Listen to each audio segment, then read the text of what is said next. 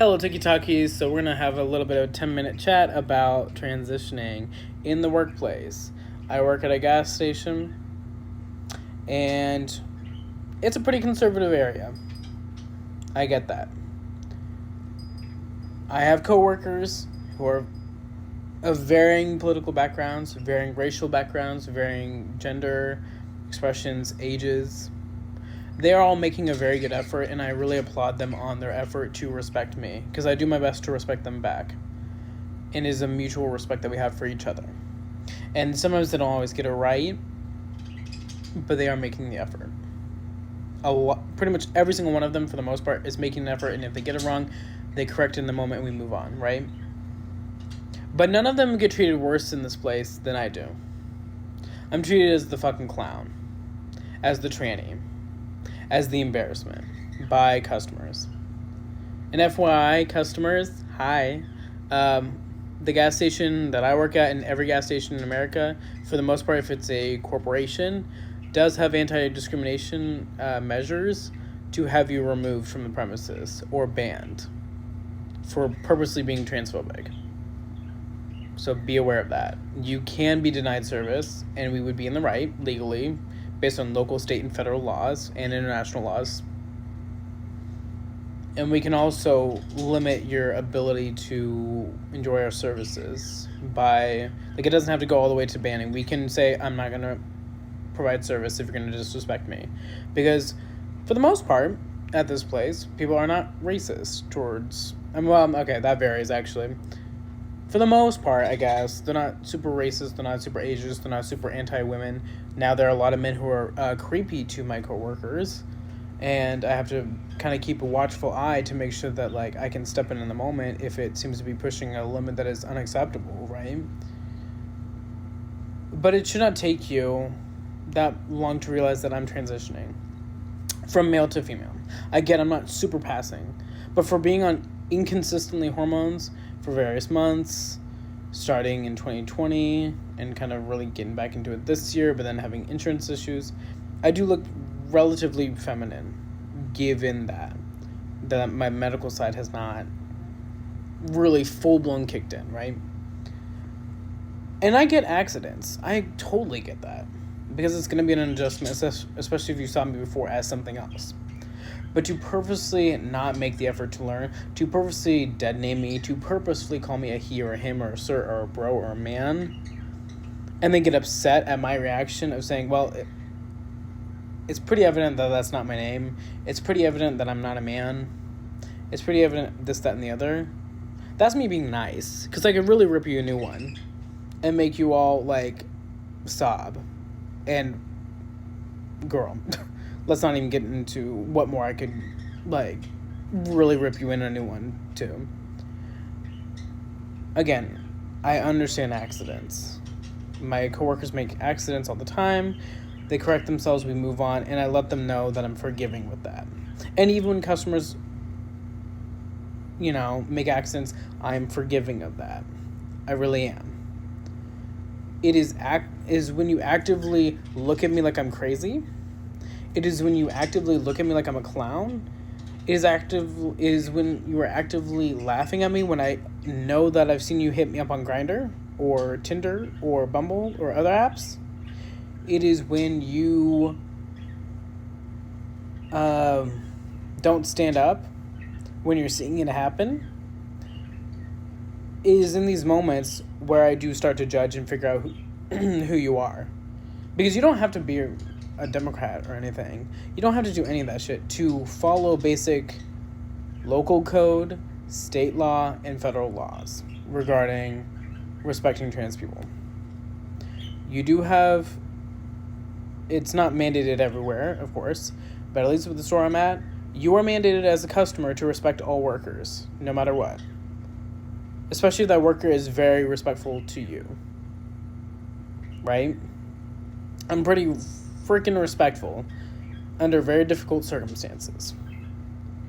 And I still get disrespected, and I'm not the type of person where I'm gonna just sit there and fake through being disrespected and berated or dead named or things like that and not have a clap back. I'm sorry, I'm not doing it.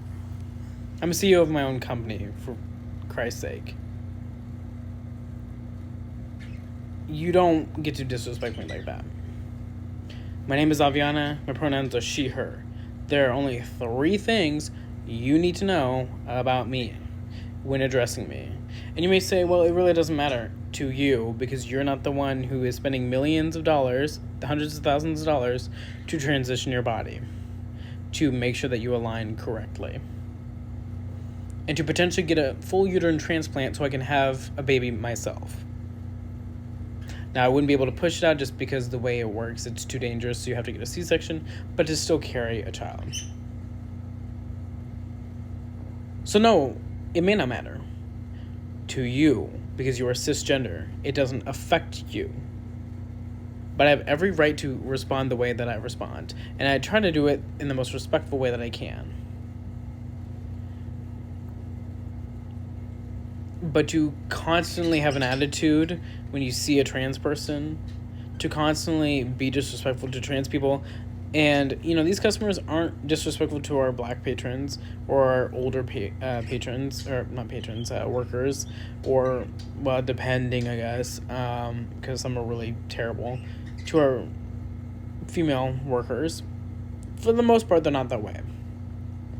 There are some people who are very racist. There are some people who are very anti-young people, anti-old people. There are some people who are very predatory towards our female workers, and I hope they all go to prison. But for the most part, all of my coworkers get treated much better than I do. I'm seen at the bottom of the totem pole socially. And for the girls who are not pressed about me being trans, thank you. And it's always the pretty girls too. Pretty girls are not threatened by a trans woman because we're all pretty. I'm just gonna say it. And even though I do have, a little bit of a pudge from being masculine, even though I do have broad shoulders and a thin waist that isn't as feminine, they can tell I'm putting the effort and that I'm trying to be myself and just trying to live my life. So to all the pretty girls, and it's not even just pretty girls, honestly, women of many backgrounds are very respectful of me. They see them making the effort to be myself. It is always these abusive men who feel like they gotta, control all women at all times, right?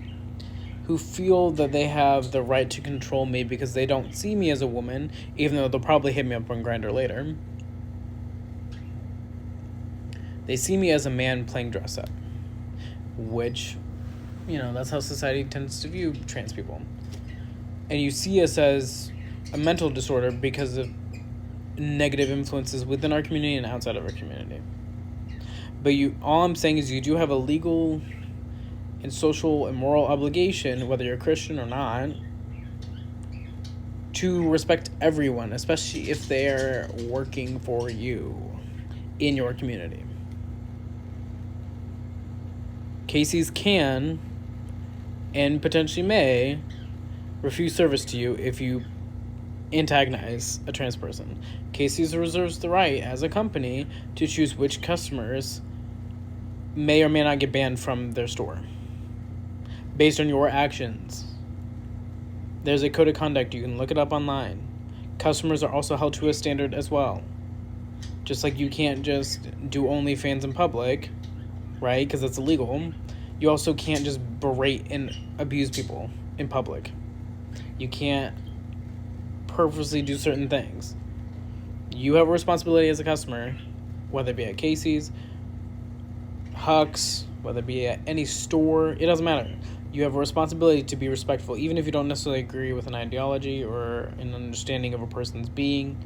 You still have a level of professionalism that you need to hold yourself to. I'm not going to apologize for standing up for myself. You should be apologizing for purposely calling me my dead name and for purposely calling me a man when you can tell I'm transitioning. You are in the wrong. Apologize.